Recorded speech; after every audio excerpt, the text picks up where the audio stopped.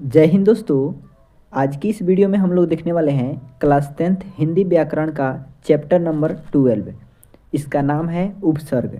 दोस्तों, उपसर्ग क्या है और ये कितने होते हैं और इससे जुड़े सभी महत्वपूर्ण क्वेश्चंस को आज की इस वीडियो में हम लोग डिस्कस करेंगे। तो आप लोग वीडियो को ध्यान से और अंत तक जरूर देखिएगा। तो चलिए आपके समय को बिना वेस्ट किए आज की इस वीडियो को शुरू करते हैं। तो दोस्तों, सबसे पहले हम लोग जानते हैं कि उपसर्ग होता क्या है। तो दोस्तों, उपसर्ग जो है कि वह उपसर्ग जो है एक ऐसा शब्दांश जो होता है जो किसी शब्द के शुरू में जुड़कर उसका अर्थ बदल देता है। उसे हम लोग क्या कहते हैं? तो उपसर्ग कहते हैं। जैसे मान लीजिए एक शब्द है जय। जय का मतलब आप लोग क्या समझते हैं कि जय यानी जीत समझते हैं, ठीक है। अगर इसके शुरू में परा उपसर्ग लगा दिया जाए तो यहाँ पे यह क्या हो जाएगा? पराजय हो जाएगा। तो पराजय से क्या हो जाएगा? हार हो जाएगा। तो आप लोगों ने देखा कि उपसर्ग जो है किसी शब्द के शुरू में जुड़कर इसका बिल्कुल अर्थ ही चेंज कर दे रहा है। यानी यहाँ पे जय जो था जीत था और यहाँ पे परा उपसर्ग लगा दिया तो पराजय हार हो गया। तो यह ऐसा ही एक प्रकार का शब्दांश है जो किसी शब्द के शुरू में जुड़कर उसका पूरा अर्थ बदल देता है। उसे हम लोग उपसर्ग के नाम से जानते हैं। दोस्तों, संस्कृत में 22 उपसर्ग हैं और हिंदी में टोटल कितने उपसर्ग हैं? तो 10 उपसर्ग हैं, ठीक है। तो चलिए दोस्तों, उपसर्ग पे आधारित हम लोग सभी क्वेश्चंस को देख लेते हैं। और दोस्तों, उपसर्ग से संबंधित पीडीएफ यदि आपको चाहिए तो नीचे टेलीग्राम और व्हाट्सएप चैनल का लिंक दिया गया है, वहाँ से ज्वाइन जरूर कर लीजिएगा। 2025 में पूछा गया क्वेश्चन है कि पर्याप्त शब्द में कौन उपसर्ग है। तो दोस्तों, पर्याप्त शब्द के शुरू में जैसे प लगा है तो आप लोग समझेंगे कि यहाँ पे प उपसर्ग हो जाएगा, लेकिन ऑप्शन में भी नहीं दिया गया है। लेकिन अगर दिया गया रहता तो आप लोग समझ जाते हैं कि प उपसर्ग है, लेकिन ऐसा नहीं है। जब आप पर्याप्त को संधि विच्छेद करेंगे यानी तोड़ेंगे तो हो जाएगा परिजोड़। परिजोड़ क्या हो जाएगा? याप्त हो जाएगा, ठीक है। तो परिजोड़ याप्त यानी यहाँ पे कौन सा उपसर्ग है? परि उपसर्ग है। तो ऑप्शन नंबर 1 जो है इसका करेक्ट आंसर हो जाएगा। पर्याप्त में कौन सा उपसर्ग है? तो परि उपसर्ग है। ऑप्शन ए राइट आंसर हो जाएगा। नेक्स्ट क्वेश्चन है कि आघात शब्द में कौन उपसर्ग है। तो दोस्तों, आघात शब्द में जो है यहाँ पे आ उपसर्ग है जो कि शब्द के शुरू में जुड़ा है। अगला क्वेश्चन कह रहा है कि कुपात्र शब्द में कौन सा उपसर्ग है। तो कुपात्र में आपको यहाँ पे कु उपसर्ग दिख रहा होगा। अगला है कि अवगत शब्द में कौन सा उपसर्ग है। तो अवगत में जो है दोस्तों यह आपका अ उपसर्ग है। ऑप्शन ए इसका राइट आंसर हो जाएगा। दोस्तों, हमारा नेक्स्ट क्वेश्चन कह रहा है कि कुख्यात शब्द में कौन उपसर्ग है। तो कुख्यात शब्द में जो है दोस्तों यह आपका कौन उपसर्ग है? तो कु उपसर्ग है। अगला हमारा क्वेश्चन कह रहा है दोस्तों कि उपवाक्य शब्द में कौन उपसर्ग है। तो उपवाक्य में देखा जाए दोस्तों तो यहाँ पे उप उपसर्ग हो जाएगा। ऑप्शन डी इसका करेक्ट आंसर हो जाएगा। दोस्तों, हिंदी व्याकरण का सबसे कहा जाए तो आसान चैप्टर यही है उपसर्ग। और आप सभी देख सकते हैं कि 2025 के बोर्ड एग्जाम में इससे कितना क्वेश्चन पूछे गए हैं? 1 2 3 4 5 6 क्वेश्चन पूछे गए हैं। यानी 6 नंबर आपको यह वीडियो आसानी से दिला देगा। इस वीडियो को देखने के बाद अंत तक आप 6 नंबर आसानी से पा सकते हैं, क्योंकि आप सभी देख सकते हैं कि यह कितना ज़्यादा आसान चैप्टर है और 6 ऑब्जेक्टिव क्वेश्चन इससे पूछ लिए गए हैं। तो आप लोग ध्यान से देखिएगा तो 6 ऑब्जेक्टिव क्वेश्चन आपका हिंदी में इससे ही मिल जाएगा। नेक्स्ट क्वेश्चन कह रहा है कि संग्रह शब्द में उपसर्ग क्या है। तो संग्रह शब्द में उपसर्ग क्या हो जाएगा? तो संग्रह का संधि विच्छेद होता है सम जोड़ ग्रह, तो इसमें सम उपसर्ग हो जाएगा। ऑप्शन नंबर बी इसका करेक्ट आंसर हो जाएगा। अगला क्वेश्चन कह रहा है कि उस शब्दांश या अव्यय को क्या कहते हैं जो किसी शब्द के पहले आकर उसका विशेष अर्थ प्रकट करता है। तो हमने अभी बताया आपको कि उसे हम लोग उपसर्ग कहते हैं। अगला क्वेश्चन है कि अथाह शब्द में कौन उपसर्ग है। तो दोस्तों, अथाह शब्द में अ उपसर्ग है। Option number C correct answer हो जाएगा। नेक्स्ट क्वेश्चन है कि अधिराज शब्द में कौन उपसर्ग है। तो दोस्तों, अधिराज शब्द में जो हो जाएगा यहाँ पे अधि उपसर्ग हो जाएगा। अगला है कि अत्यंत शब्द में कौन उपसर्ग है। तो दोस्तों, अत्यंत में आपका अति उपसर्ग है। ऑप्शन नंबर ए इसका राइट आंसर हो जाएगा। दोस्तों, हम लोग नेक्स्ट क्वेश्चन को देखते हैं। परा उपसर्ग से निर्मित शब्द है। तो परा से क्या शब्द बनेगा? तो यहाँ पे परि उपसर्ग है, यहाँ पे प्र उपसर्ग है, यहाँ पे प्र उपसर्ग है। तो यहाँ पे परा शब्द से क्या बनेगा? प्राभव। तो ऑप्शन नंबर सी इसका करेक्ट आंसर हो जाएगा। नेक्स्ट क्वेश्चन है कि बदनाम शब्द में कौन सा उपसर्ग है। तो बदनाम शब्द में देखा जाए दोस्तों तो यहाँ पे बद उपसर्ग हो जाएगा। अगला है विदेश शब्द में कौन सा उपसर्ग है, तो विदेश शब्द में दोस्तों यहाँ पे वी उपसर्ग हो जाएगा। दोस्तों हमारा नेक्स्ट क्वेश्चन है कि अनाज शब्द में कौन सा उपसर्ग है, तो अनाज में दोस्तों यहाँ पे अ उपसर्ग है। अगला है कि वह शब्दांश जो किसी शब्द के पूर्व जोड़ा जाता है क्या कहलाता है, तो दोस्तों वह जो है उपसर्ग ही कहलाता है। दोस्तों हमारा अगला क्वेश्चन कह रहा है क्वेश्चन नंबर 17 कि सुजान शब्द में कौन सा उपसर्ग है, तो सुजान में जो है दोस्तों सु उपसर्ग है। अगला है उपसर्ग का प्रयोग होता है, तो आप सभी जानते हैं कि उपसर्ग का प्रयोग जब भी किया जाता है शब्द के प्रारंभ में किया जाता है, शब्द के अंत में प्रत्यय का प्रयोग किया जाता है, जो कि हम नेक्स्ट वीडियो में देखेंगे प्रत्यय के बारे में। अगला है दोस्तों प्रख्यात में कौन उपसर्ग है, तो प्रख्यात में जो है इसमें आपका प्र उपसर्ग हो जाएगा। अगला है बेइंसाफी में कौन सा प्रयुक्त उपसर्ग है, तो इसमें जो है आपका बे उपसर्ग है।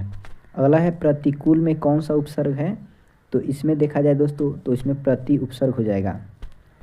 दोस्तों हमारा अगला क्वेश्चन कह रहा है कि प्रख्यात में प्रयुक्त उपसर्ग है, तो इसमें प्रयुक्त उपसर्ग कौन सा है, तो प्र उपसर्ग है। अगला है अनुवाद में कौन सा उपसर्ग है, तो अनु उपसर्ग है।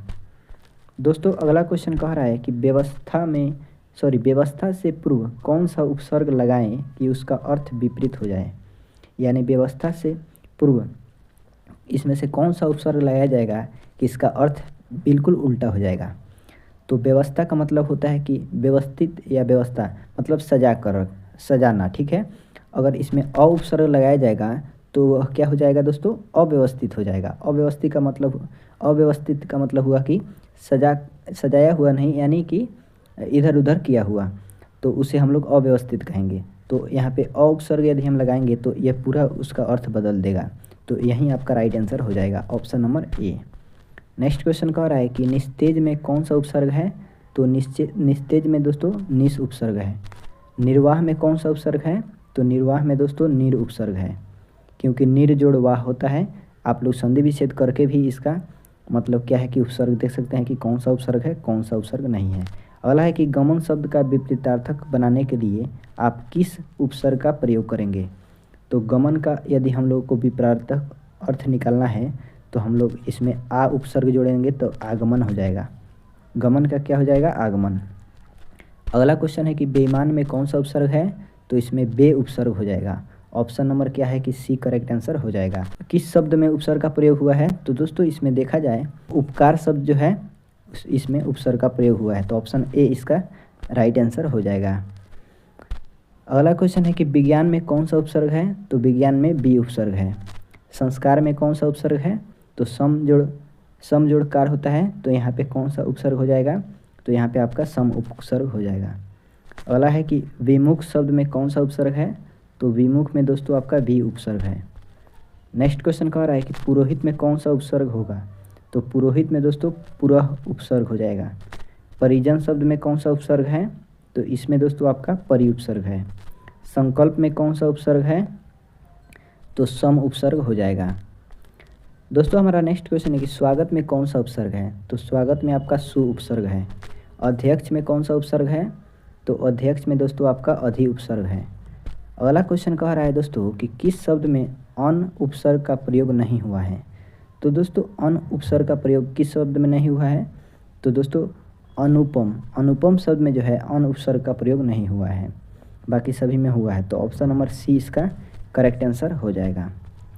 नेक्स्ट क्वेश्चन कह रहा है कि प्रत्युपकार में कौन सा उपसर्ग है, तो प्रत्युपकार में प्रति उपसर्ग हो जाएगा, यानी 39 का क्या हो जाएगा, ऑप्शन नंबर डी हो जाएगा। आइए हम लोग आगे देखते हैं कि दुर्लभ में कौन सा उपसर्ग है, तो दुर्लभ में देखा जाए दोस्तों तो यहाँ पे दुर उपसर्ग हो जाएगा। अगला है कि उपाधेय में कौन सा उपसर्ग है, तो उपाधेय में आपका उप उपसर्ग है। नेक्स्ट क्वेश्चन देखते हैं दोस्तों, अपलक में कौन सा उपसर्ग है, तो अपलक में दोस्तों यहाँ पे अ उपसर्ग है। अभ्यास में कौन सा उपसर्ग है, तो अभ्यास में इसमें अभि उपसर्ग है। अगला है अभिनंदन शब्द में निहित उपसर्ग है, तो अभिनंदन में जो है कि अभि उपसर्ग निहित है। अगला हमारा क्वेश्चन कह रहा है कि अवकाश शब्द में निहित उपसर्ग क्या है, तो दोस्तों इसमें निहित उपसर्ग अव है। अनचाहा शब्द में निहित उपसर्ग क्या है, तो अनचाहा में जो निहित उपसर्ग हो जाएगा अन हो जाएगा। नेक्स्ट क्वेश्चन है हमारा 49 शब्द में निहित उपसर्ग है, तो 49 में निहित उपसर्ग है उन। अगला है अनुकूल शब्द में उपसर्ग क्या है, तो इसमें अनु उपसर्ग है। आइए हम लोग अगला क्वेश्चन को देखते हैं। 49 नंबर, वियोग शब्द में उपसर्ग है, तो इसमें बी उपसर्ग है।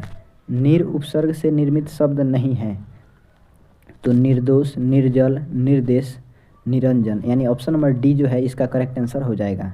सभी हैं, बाकी ऑप्शन नंबर डी नहीं है। अगला है कि सम उपसर्ग से निर्मित शब्द नहीं है, तो संहार, संबोधन, उसके बाद संहार संबोधन हो जाएगा, संविधान हो जाएगा, लेकिन सुमति नहीं होगा, तो ऑप्शन ए ही इसका करेक्ट आंसर हो जाएगा।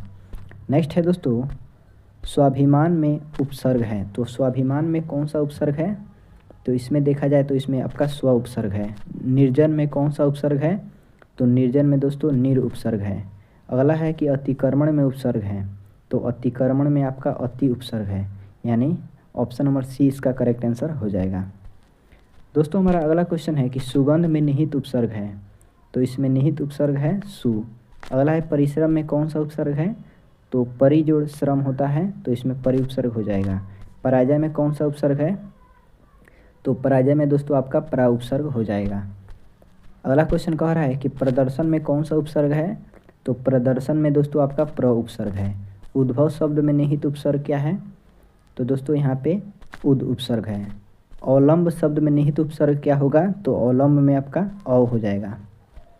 अगला क्वेश्चन कह रहा है हमारा कि अपकर्म शब्द में निहित उपसर्ग है, तो अपकर्म में आपका अप हो जाएगा। उद्घाटन में निहित उपसर्ग क्या हो जाएगा, तो उद्घाटन में आपका उद हो जाएगा। आइए हम 63 नंबर क्वेश्चन को देखते हैं कि आमरण शब्द में उपसर्ग क्या है। तो दोस्तों आमरण शब्द में उपसर्ग देखा जाए तो यहाँ पे आ हो जाएगा। अधिकार शब्द में क्या उपसर्ग है, तो अधि। लास्ट क्वेश्चन कह रहा है दोस्तों कि निह उपसर्ग के योग से बना शब्द है, तो इससे बना शब्द क्या है, निःशुल्क। ऑप्शन नंबर डी इसका राइट आंसर हो जाएगा। इस वीडियो में हम लोगों ने उपसर्ग के कंप्लीट ऑब्जेक्टिव क्वेश्चन को देख लिया। नेक्स्ट की वीडियो में हम लोग देखेंगे प्रत्यय क्या है, प्रत्यय से जुड़े सभी महत्वपूर्ण क्वेश्चंस को। तो दोस्तों हमें उम्मीद है कि वीडियो पसंद आया होगा। वीडियो को लाइक करके अपने दोस्तों में शेयर जरूर कर दीजिएगा, और ऐसे महत्वपूर्ण वीडियो के लिए आप इस चैनल को सब्सक्राइब करके जरूर रखिएगा। तो चलिए मिलते हैं नेक्स्ट वीडियो में।